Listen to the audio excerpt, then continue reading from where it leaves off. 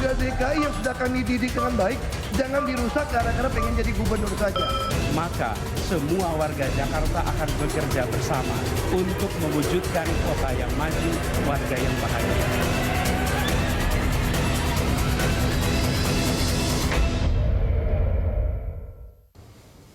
Selamat sore pemirsa, apa kabar? Kembali saya Doni De Keyser menyapa Anda selama 1 jam ke depan. Inilah Prime Time Talk.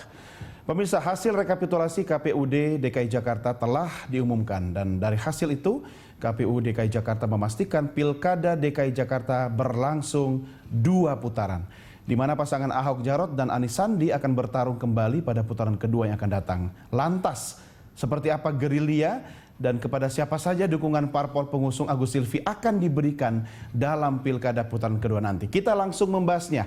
Sudah hadir narasumber istimewa saya di studio Berita 1, Maman Imanul Haq, yang merupakan politisi dari Partai Kebangkitan Bangsa, dan Gun Gun Herianto, seorang pengamat politik yang sudah tidak asing lagi pasti. Dan di ujung telepon sudah bergabung bersama kita Lena Mariana Mukti, politisi Partai Persatuan Pembangunan. Kang Maman, Assalamualaikum. Selamat. Sehat? Alhamdulillah, Mas Doni. Prof Gun, apa kabar? Baik. Long time no see ya. Nah, ini iklan terselubung. ISKI ya. Ya, Ikatan Sarjana Komunikasi. Komunikasi. Ya, apapun profesinya pasti butuh komunikasi, termasuk komunikasi politik ya. Ini kita diskusikan. Di ujung telepon ada Bu Lena Mariana Mukti. Bu Lena, apa kabar? Halo Mas Doni, alhamdulillah saya baik. Sehat ya Bu, terima kasih sudah bergabung bersama kita. Sehat. Bu Lena sudah ditimbang-timbang kira-kira mau pilih paslon 2 atau 3? Sudah. Sudah jelas, sudah resmi? Sudah ditimbang-timbang, tinggal nunggu keputusannya. Oke, ini keputusan resmi partai atau bagaimana? Ya, kami sudah melakukan rapat internal. Ya, kami sudah melakukan rapat internal. Ya. Dan juga mendengar di P3 itu kan ada beberapa majelis, ada majelis Betul. syariah, ada Ya. majelis a'la, majelis tinggi, pengurus harian, dan juga ada forum komunikasi DPW seluruh Indonesia. Ya.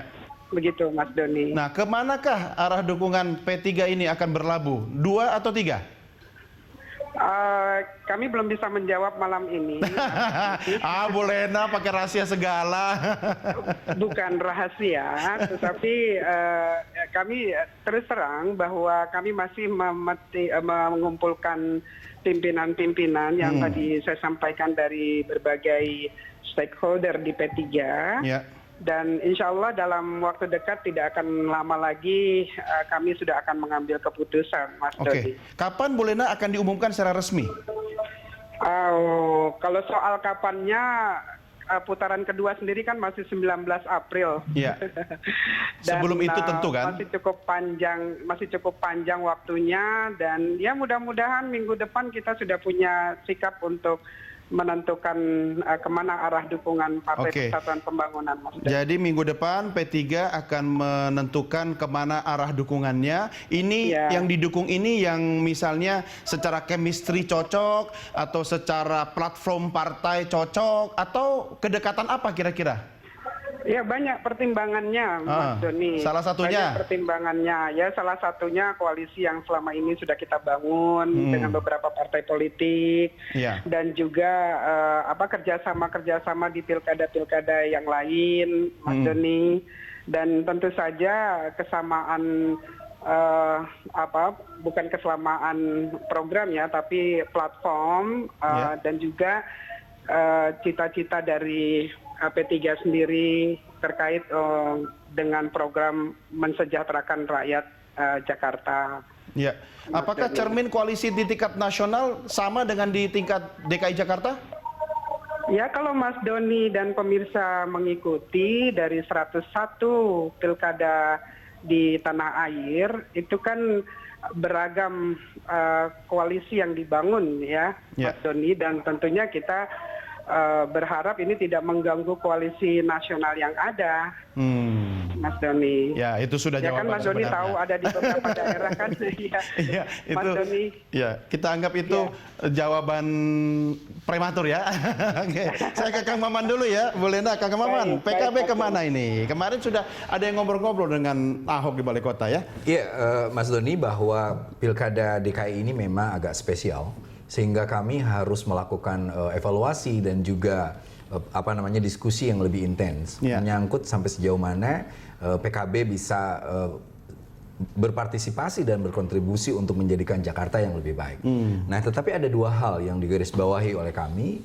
Yang pertama, PKB mencoba melakukan konsolidasi dengan memberikan peran kepada DPC dan DPW yang ada pilkada. Nah, pada konteks ini sebenarnya kita memberi kepercayaan kepada DPW DKI untuk melakukan komunikasi-komunikasi.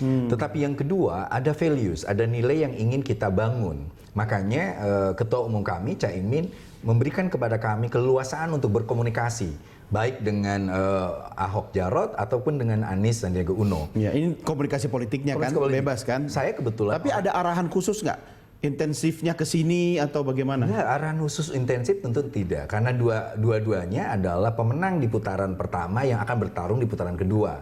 Saya kebetulan orang yang datang ke Jarot malam harinya, kita diskusi tentang sampai sejauh mana sampai sejauh mana program kerja Ahok Jarot bila terpilih.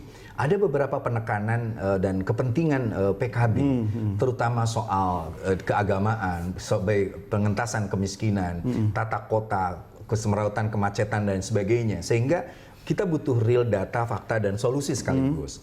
Nah, itu malam. Lalu ini ditanyakan ke Jarot. Ke Jarot, dan Jarot memberikan angka, fakta dan sebagainya serta pola komunikasi. Nah, paginya saya ketemu dengan Mas Ahok, dengan Ahok di Balai Kota.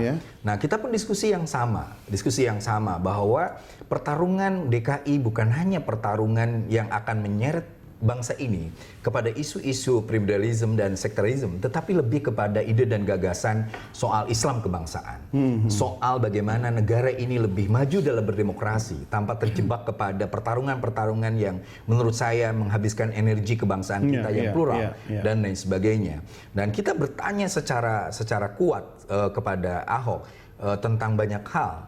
Dan alhamdulillah kita mendapatkan jawaban-jawaban itu. Nah, jawaban ini itu jadi modal ya buat kemudian merumuskan langkah berikutnya. Nah, itu yang menarik. Tapi ke paslon 3 bagaimana? Ya, itu diutus juga teman-teman kita ke sana ya. Porsinya sama nggak? Sama. Jadi nanti kita akan bawa bahan-bahan itu di rapat DPP. Dirembuk lagi. Tetapi nanti yang akan memutuskan adalah komunikasi-komunikasi yang intensif teman-teman DPW. Kita ingin mesin partai ini di tingkat DPC, DPW berjalan. Tapi yang memutuskan nanti pusat, cuma mendengarkan suara DPW. Ya, jadi porsi DPW yang lebih banyak didengarkan nanti kan? Sebenarnya ya. Tapi kalau suara hati Kang Maman kemana? Tentu tidak usah ditanya, Mas Gun udah tahu. Iya kan Mas Gun? Mas Dodi itu sebenarnya udah tahu. Nggak boleh gitu Kang. Prof, silakan analisa Anda. Iya, jadi menarik ya, karena ini fase ZOPA namanya dalam political communications atau zone of possible agreement.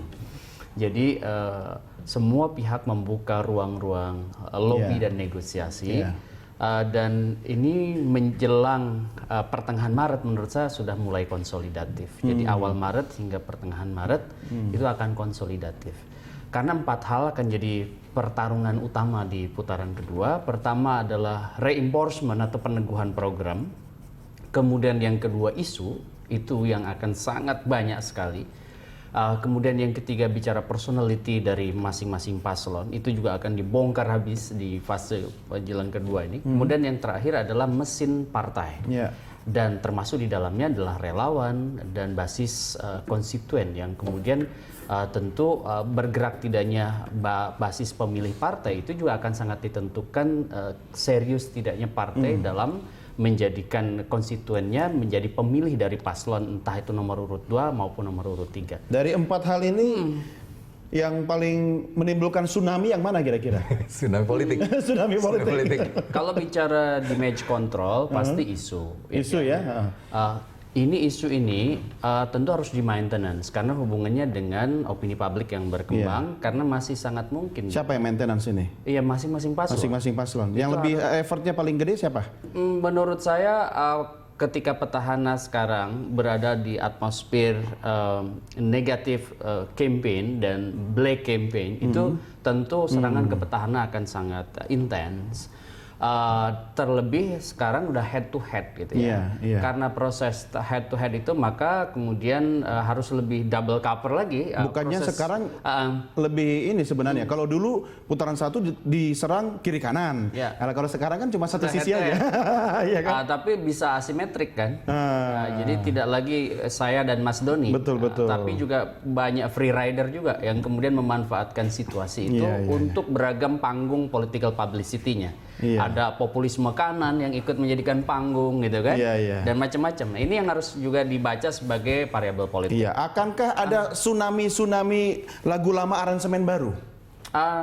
Menurut saya ya, kalau tsunami dalam konteks menjadi tekanan kepada kandidat, itu namanya kontestasi elektoral itu mesti akan selalu berpotensi ada. Tapi kalau bicara partai, sekarang kan yang menjadi fokus nih, yang keempat adalah partai. Partai sebenarnya karena mereka punya rentang kontrol dalam konteks ini secara institusional adalah ada ketumnya, ada mekanisme, ada keputusan partai nanti. Secara kelembagaan sebenarnya partai akan bersikap awal Maret atau pertengahan Maret paling maksimum. Tetapi yang menarik adalah sekarang bacaan kemarin putaran 1 Mas Don. Ternyata banyak partai yang tidak efektif dalam menggerakkan basis konstituennya. Nah ini kerjaan elit. Kalau kita bicara perspektif akademik, yang sering dipakai partai, mohon maaf Kang Maman, dalam konteks koalisi itu yang disebut dengan opportunity structure perspektif atau perspektif struktur peluang dari Gary Wyckoff ya. Itu yang pertama, itu yang disebut dengan benefit. Nah, itu yang kemudian kerap menjadi gap nih antara elit dengan basis konstituen. Kemudian yang kedua itu cost of entry, biaya pertarungan. Di biaya pertarungan ini yang kemudian seringkali juga barrier tidak ketemu, akhirnya kemudian juga banyak base alternatifnya yang kemudian bisa saja maunya ke sini tetapi injury time beralih ke siapa. Nah, Mas Doni, bacaan-bacaan yang ketiganya itu ada probabilitas perolehan suara yang kemudian melekat pada paslon yang akan dipinang atau akan meminang. Probabilitas misalnya nomor 3 dan probabilitas nomor 2, paslon nomor 2 dan 3 itu kan sekarang sudah punya gambaran. Taruhlah misalnya paslon nomor urut 2 itu 42,9, paslon nomor urut 3 itu 39,9. Ada 17 sekian persen yang kemudian diperebutkan plus sekitar 22 persenan dari yang belum masuk di TPS pada putaran pertama. Nah, tetapi kalau kita lihat Kang Maman ya, bicara soal mesin partai berkoalisi, dari 101 daerah yang berpilkada di tahun 2017 ini, koalisi partai Islam sebenarnya tidak besar-besar amat. Misalnya hanya kurang dari 30%. Yang lebih besar Partai Golkar dengan Demokrat 45%, Partai Golkar dengan PAN itu 48%. Yang koalisi sesama partai Islam itu rata-rata di bawah 30%. Artinya apa sebenarnya? Hal itu menandakan bahwa koalisi itu sebenarnya tidak ideologis, koalisi itu taktis strategis. Kita bicara politik sekarang ini ya. Oke, baik, Bapak-bapak sekalian dan Bu Lena, kita break dulu, kita lanjutkan di segmen berikutnya. Pemirsa tetap bersama kami dalam Prime Time Talk.